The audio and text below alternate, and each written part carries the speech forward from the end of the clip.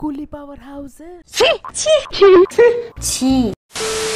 তো ভাই finally Lokesh কানাগরাজের direct করা কুলি সিনেমাটা দেখে এলাম, যেখানে রজনীকান্ত, উপেন্দ্রা, আমির খান, সবিন ভাই কে না নেই। তো সিনেমাটা কেমন হলো ভাই? দেখো, কুলি সিনেমা দেখার ইন্টারেস্ট কোথা থেকে তৈরি হচ্ছে। প্রথমত ভাই এলসিউর সাথে এটা কি কানেক্টেড, দ্বিতীয়ত অনিরুদ্ধের মিউজিক এবং রজনীকান্ত এবং স্পেশাল ক্যামিও, এইগুলো ভাই এক্সাইটমেন্ট বাড়িয়ে দেয় কুলি সিনেমার প্রতি। তো ভাই কুলি সিনেমাটা কি সেরকম হলো? তো কেমন হলো বলার আগে যদি গল্পটা ছোট্ট করে বলি, এখানে দেবা অর্থাৎ যে রজনীকান্তের ক্যারেক্টারটা আছে, তার একটা বন্ধু মারা যাচ্ছে এবং তার রিভেঞ্জ নেওয়ার জন্য দেবা যে ক্যারেক্টারটা রয়েছে সে ফিরছে, এবং তারপরে কি কি রিভিল হচ্ছে, তারপর যে সাইমন রয়েছে নাগার্জুনার ক্যারেক্টারটা, সে কে, এইগুলো রিভিল হচ্ছে। এর থেকে বেশি কিছু জানতে হলে তোমাদের এই সিনেমাটা দেখতে হবে, যেটার নাম হলো কুলি। ভাই 2 ঘন্টা 49 মিনিটের এই সিনেমা তোমাদের 2 ঘন্টা 49 মিনিট অবধি হুক করে রাখবে, এতটা মজাদার। এবং এই সিনেমাটার প্রত্যেকটা সিন ভাই এলিভেট করে হচ্ছে অনিরুদ্ধের বিজিএম। ঠিক আছে, কুলি পাওয়ার হাউসের লেভেল লেভেল লেভেল লাও, তারপর চিকেটি চিকেটি চিকুটি ভাইবস যে গানটা রয়েছে, বা মনিকা যে গানটা রয়েছে, আমি ভাই হিন্দিতে শুনেছি, ঠিক আছে, মানে হিন্দিতে দেখেছি, হিন্দিতেও আমি মজা পেয়েছি। বেশিরভাগ যেহেতু ইংলিশে যে গানগুলো রয়েছে ওইগুলো বেশ মজা দেয়, এই জন্য কুলির যে মানে মিউজিকগুলো, ব্যাকগ্রাউন্ড মিউজিক বা এমনি নর্মাল মিউজিক, ওইগুলো শুনতেও আমি বেশ মজা পেয়েছি এবং আমি এনজয় করেছি। এবং যেটা বললাম, রানিং লেন্থ 2 ঘন্টা 49 মিনিট হওয়া সত্ত্বেও সিনেমার মধ্যে যে পারফরমেন্স রয়েছে, রজনীকান্ত, সবিন, নাগার্জুনা, আমির খান, ঠিক আছে, উপেন্দ্রা, এদের দেখতে ঘ্যামা লাগে এবং কোনো জায়গায় সিনেমাটা একঘেয়েমি হয়ে যায় না। তোমরা একটা পারফেক্ট স্টোরি দেখবে, হোলসাম স্টোরি দেখবে, একটা পুরো স্টোরি পাবে না ভাই, আমাকে বোর করছে না, একই জিনিস রিপিটেটিভ দেখাচ্ছে না, তোমরা স্টোরিটার মধ্যে হুক হয়ে থাকবে, এরপরে কী হবে, এরপরে কী হবে, এবং সিনেমা হলে জুড়ে তো একটা মাথার মধ্যে চলতেই থাকবে এটা ভাই এলসিউর সাথে কীভাবে কানেক্ট করবে, কীভাবে কানেক্ট করবে, কীভাবে কানেক্ট করবে, ওটা তোমাদের মধ্যে চলতে থাকবে। যদি তোমরা লোকেশ কানাগরাজের সিনেমা তোমরা পছন্দ করো বা এলসিউর সাথে তোমরা মানে পরিচিত আছো, ঠিক আছে, এটা তোমাদের পুরো সিনেমা জুড়ে চলতে থাকবে। তো সেটা তো একটা দিক রয়েছে। এবং ভাই আমি এই সিনেমা সব থেকে বেশি প্রশংসা করব সবিনের। ভাই সবিন মানে যিনি মাঞ্জুয়াল বয়সে ছিলেন, ঠিক আছে, তিনি জাস্ট ফাটিয়ে দিয়েছেন। রজনীকান্ত, উপেন্দ্রা, আমির খান, এদের ভাই ছাপিয়ে গেছে সবিন।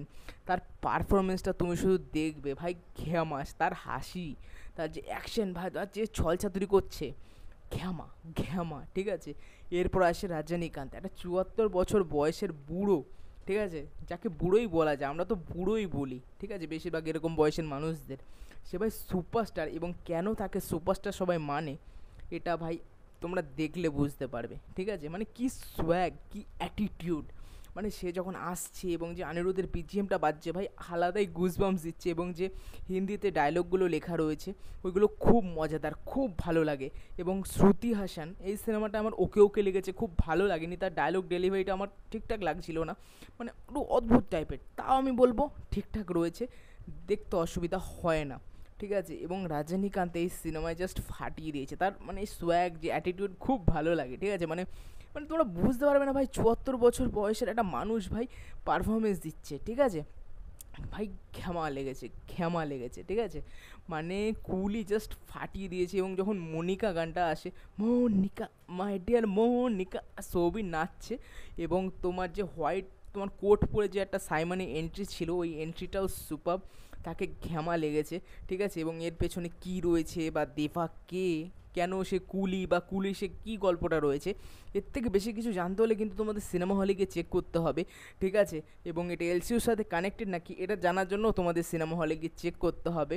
এবং আমির খান যদি বলি, আমির খানকেও আমার খুব ভালো লেগেছে, তার যে লুকটা দেওয়া হয়েছে, যে নামটা ভুলে যাচ্ছি, দাহা দাহা হয়তো, আই থিঙ্ক দাহাই ছিল, খুব ভালো লেগেছে আমার, তাকে খুব ভালো লেগেছে, তার এন্ট্রিটাও খুব মজাদার এবং তার ক্যারেক্টারটাকেও খুব ভালো মানিয়েছে।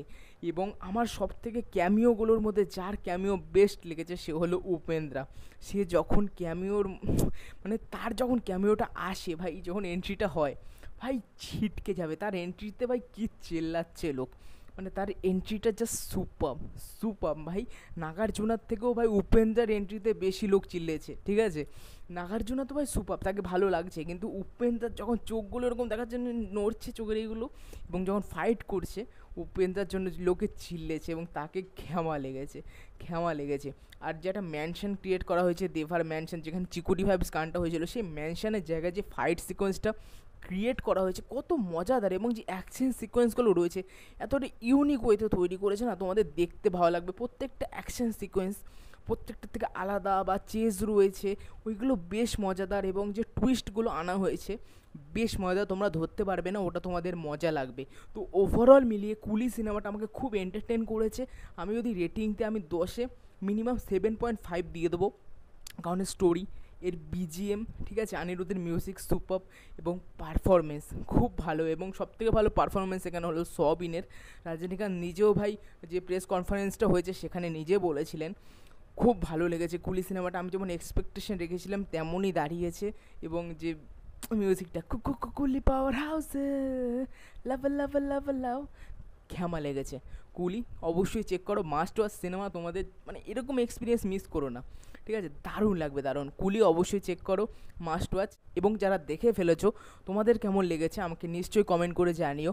আর ভিডিওটা ভালো লাগলে লাইক করো, কমেন্ট করো, আর চ্যানেলটাকে অবশ্যই সাবস্ক্রাইব করো।